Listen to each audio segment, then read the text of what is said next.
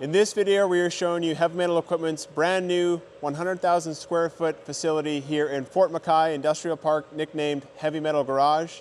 We're going to show you how this facility is spec'd and tooled to work on the largest haul trucks in Alberta, such as this 797B. So stay tuned to learn all about their brand new shop.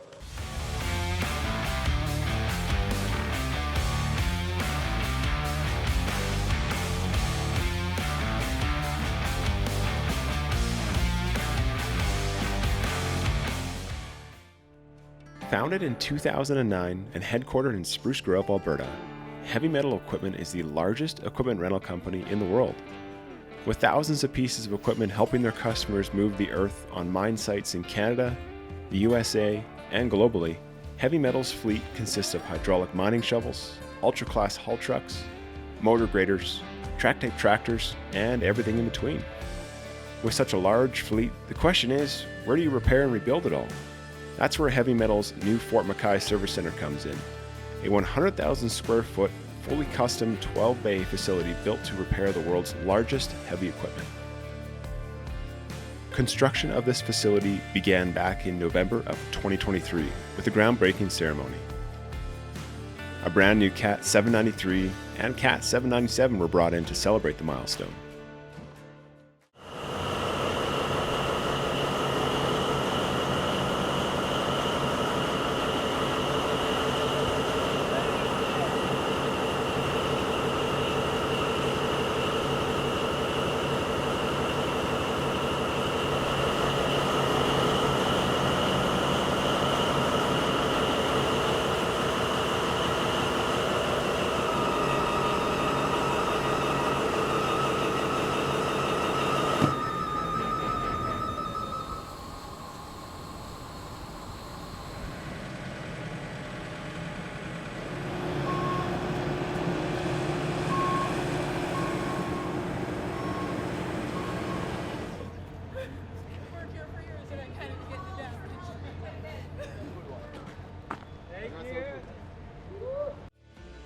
Construction of this facility was done by Heavy Metal's very own infrastructure division, named Heavy Metal Infrastructure.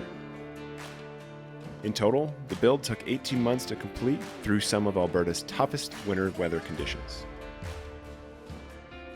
The facility was officially opened in October of 2025. Join us as we go inside Heavy Metal's massive new shop and the original Fort McKay shop adjacent to the new shop. Our first stop is the wash bay, to see how equipment is prepped before it can be serviced. Easiest way to tell you're in a Heavy Metal Equipment building is their trademark entranceway, which is a dump body complete with hoist cylinders. Because they have such a large rental fleet of haul trucks, it's very fitting that they have a dump body as an entranceway. What a grand entrance for a grand building.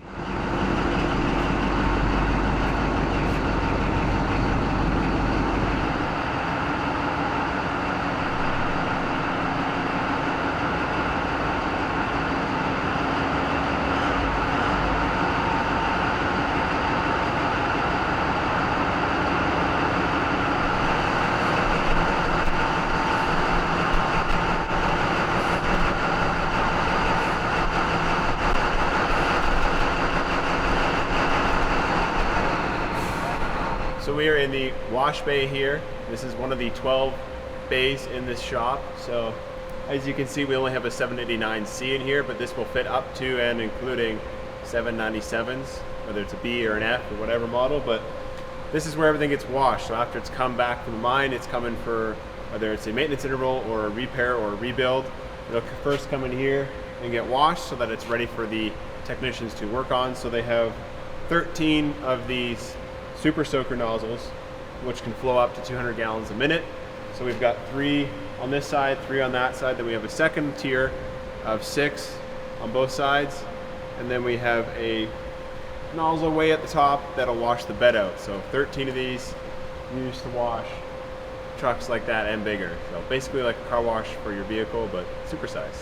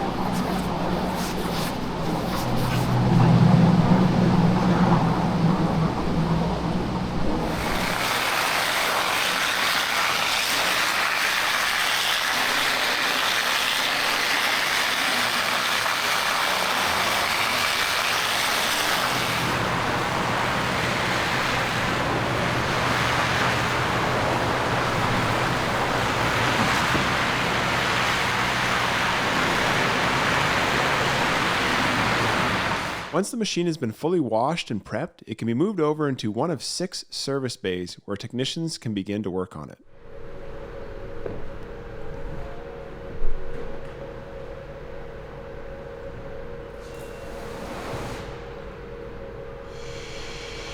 So in the shop here, we've got different types of equipment. This is a 24 motor grader, the largest that Caterpillar makes. We've got 793D, 793C, 797B, 745 rock truck, which is probably the smallest thing here, and then a D10 completely stripped down, receiving a full rebuild. But the shop is capable of handling pretty much any piece of equipment. They have a 1-inch thick steel plate floor for track machines such as shovels or dozers, but the rest of it's concrete for rubber tire machines. But this 24 is in, they've split it at the hitch. They're doing some line boring on the actual hitch, and it's also getting a new transmission. The hitch will get worn out. It might get oblonged or might wear through the bearings or the shims. So they actually re-weld inside the bores and then go ahead and line bore that out to actually get it back to a true spec or within a true spec that'll accept the same size or similar bearings or bushings. It's pretty rare you see a 24 split in half like this. No better machine for cleaning up a big haul road than a 24 motor grader. Whole lot of moldboard down here.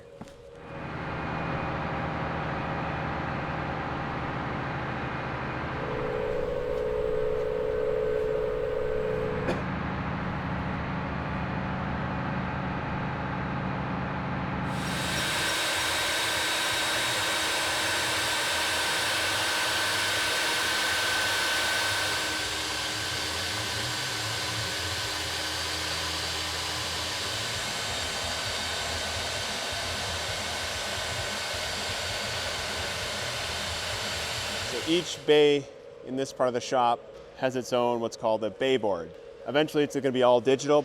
Right now everything's in a paper workbook, so work orders, defect lists, in and out inspection sheets are all hosted in here. But when a technician comes to one of the bays to start their shift, or they're picking up on something that the night shift did or the day shift did, vice versa, all the information about what needs to be done on the truck or the dozer or the motor grader is hosted in here. So it's just a convenient way to organize all the work in the shop.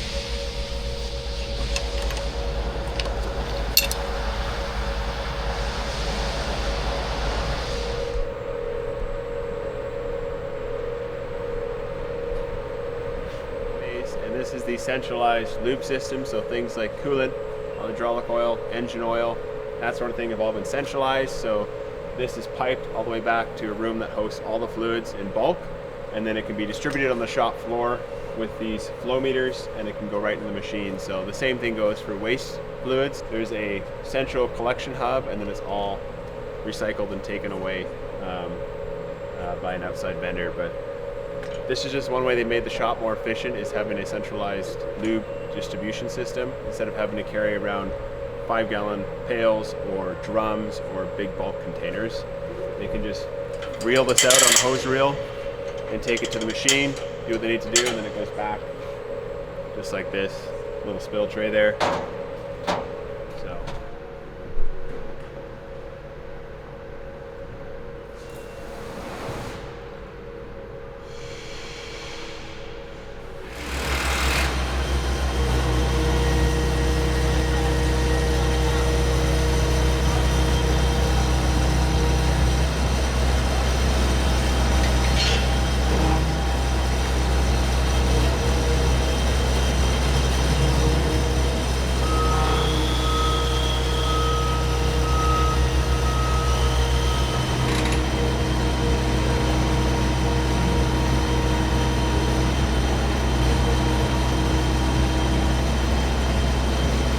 So this is a manipulator built by B&D Manufacturing. This is for struts on 793s and 797s. So in order to take them off safely, you have a jig here in which you can mount up to the strut and you can take it off. There's also an attachment for rear hoist cylinders on dump bodies on the 797 and 793 trucks, but this thing runs off a little joystick pack, and it can move into position, come up, grab the strut off the truck. The hub goes here, and then the upper part of the strut sits there. Just from the fingertips, you can pick up a 793 or 797 strut, or with the other attachment, you can pick up the dump body dump cylinder on either side. That crane will actually reach in. They can strap onto the dump body cylinder or the box cylinder and take it out and remove it. So it's just a really easy way and safe way to handle these large components, because everything on big equipment is heavy.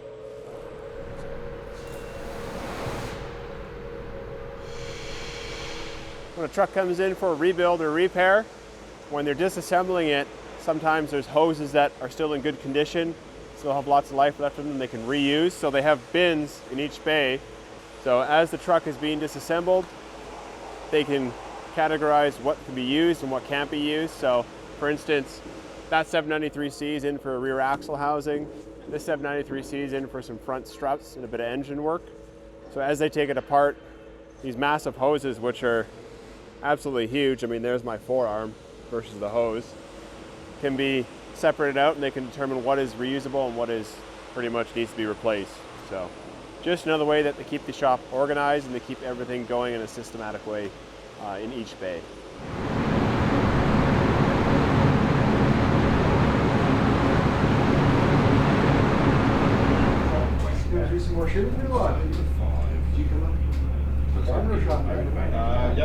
So this here is the Alex Gray Lounge. Heavy Metal dedicated the lunchroom here to Alex Gray. Alex Gray was a lead hand mechanic here at Heavy Metal Equipment in Fort McKay, and he sadly, on his time off, passed away. So in order to honor him and the kind and genuine person he was and how caring he was, they named the lunchroom after him.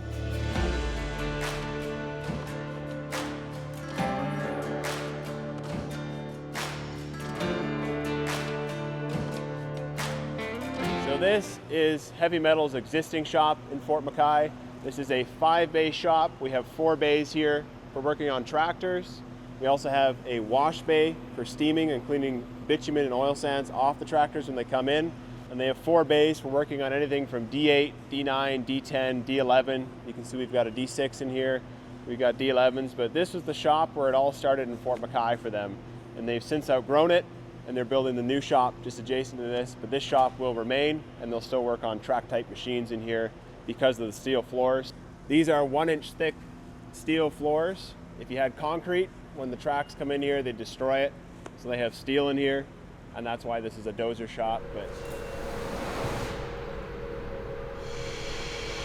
So what happens when a dozer like this shows up at the shop? Well, they do what's called an in-sheet, which is a full inspection of the tractor to identify any components that may be needing repair or replacement outside of what's already been identified to come into the shop to be repaired. So a tractor will come in, pressures will be tested, such as steering pressures, brake pressures, hydraulics, engine, torque, transmission, visual inspection, and they complete what's called an in-sheet. Anything identified in such as defects will be sent to the planners. Then the planners will build a job scope or a work order, and then the work is completed. That's kind of how the process works here, and once the work is completed, they do what's called an out sheet. Someone will walk around and verify that all the work in the work order has been completed, and then in addition to that, they'll do a cold eyes inspection. So someone that hasn't worked on this particular tractor will come and do a complete walkthrough, a function test to make sure that nothing has been missed before it goes back out to the customer. And then the final thing is they'll do a steering and brake calibration so that the tractor is really finely tuned before it goes back out to the customer. You're not having really hard brake applications. The steering's nice and dialed so the tractor's ready to go. This particular D11 was in for a 2,200-hour service where fluids like hydraulic, transmission, and final drive were changed, in addition to associated filters and screens. The machine also received a 600-hour service, which includes engine oil and air filters.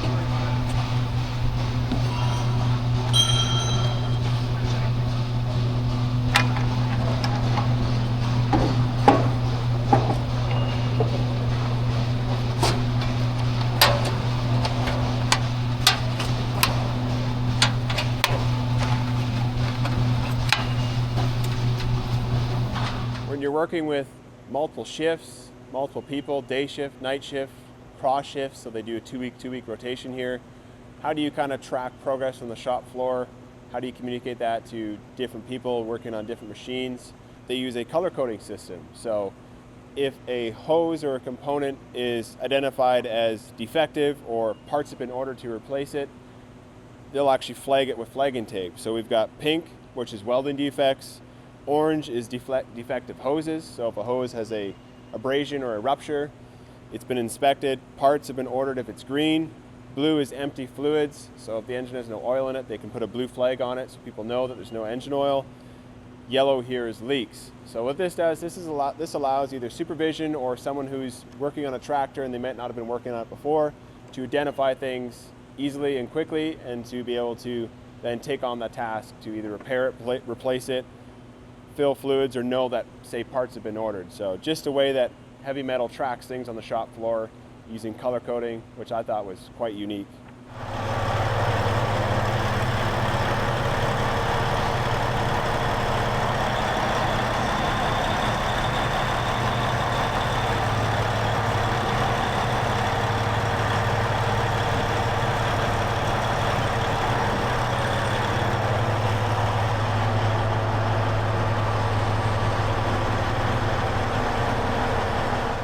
Mining in the oil sands is a very abrasive business.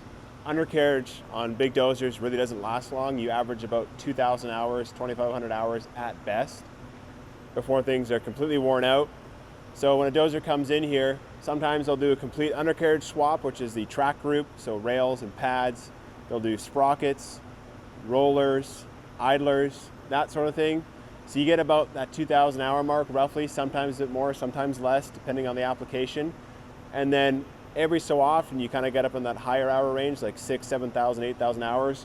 We'll actually do full repairs on the track frames. So Heavy Metal here tries to have a library of track frames available so that when a dozer comes in, they can hot swap these, get the old ones off, put a new set on that's ready to go, and the dozer's back out to work with the customer right away.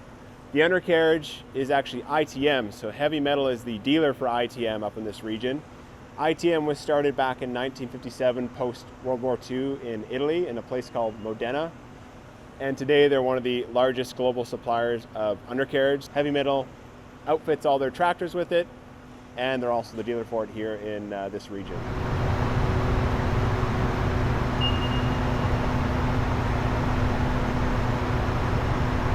So this is what's called a track frame rotisserie, similar to how you would put a chicken or something on a rotisserie to cook it, how it turns it and makes sure that equal heat is applied to the bird and it's cooked. That's the same principle here with track frames. So this is built by Raptor Mining Products out of Edmonton. So basically you can put a D8, D10, or D11, or even a D9 track frame on here. It'll grip it and you can work on all sides of the track frame. So you can weld on the top, you can gouge, you can rotate it, weld and gouge. So the track frame gets mounted in here and you can rotate it as they need. So there's no flipping things with cranes, no trying to manipulate something with a forklift. It's all locked in place and very safe in this track frame rotisserie, as they call it. So that's one of the things that Heavy Metal has at their shop now, is the ability to work on track frames in this kind of mounting system called the track frame rotisserie.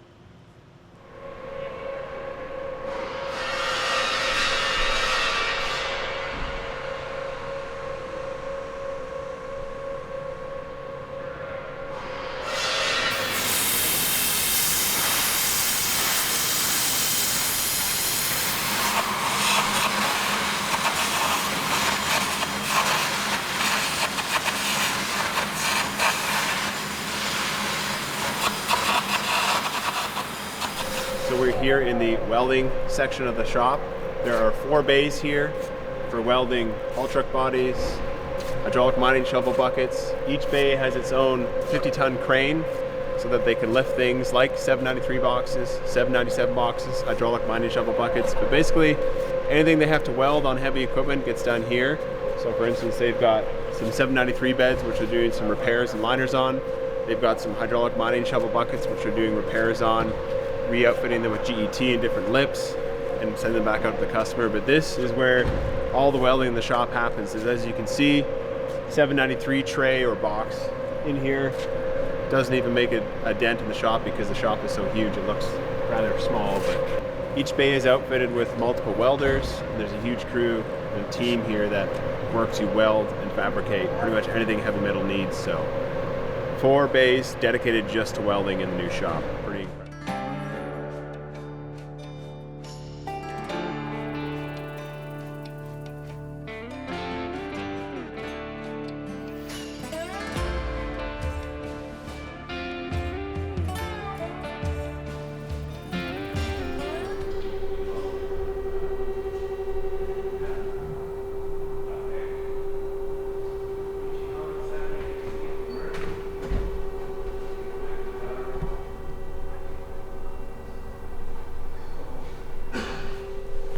Pretty big for a light duty bay. We've got the 2 4-post lifts.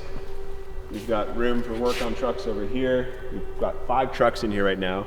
2 service trucks, fuel and lube truck, pickup truck, crew van with room for more. So as you can see, the light duty bay is just as grand as the shop itself.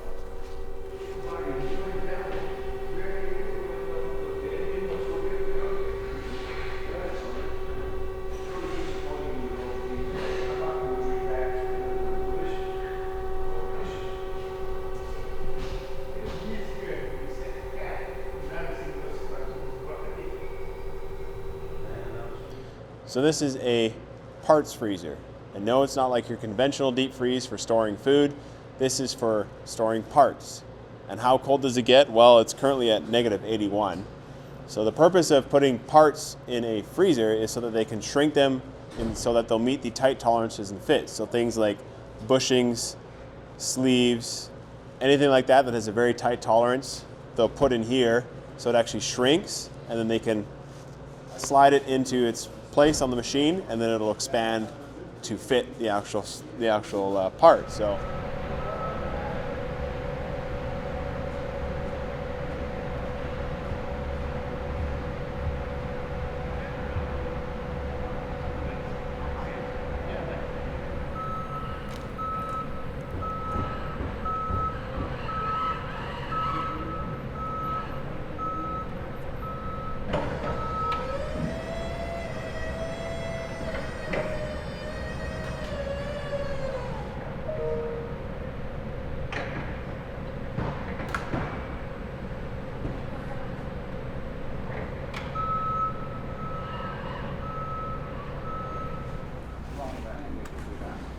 Should have been 2 skids. Where's the second one? You want to do this, Dylan? Yep. So we're inside the warehouse here in Heavy Metal Shop. As you can see, the racks are about 40 feet tall. They have over 650 different pallet locations, so they can have a lot of inventory of consumables, parts for repairs or rebuilds. Everything gets received here, gets cataloged, inventoried, so that when the technicians on the floor need something as simple as brake clean, it'll come here, they can come and access it, and it just helps the shop floor be more efficient. Below us here is the tool crib. So again, if a technician needs something that they need to sign out for a particular job, they can come and get that, and then everything pretty much stays here and lives here. So everything.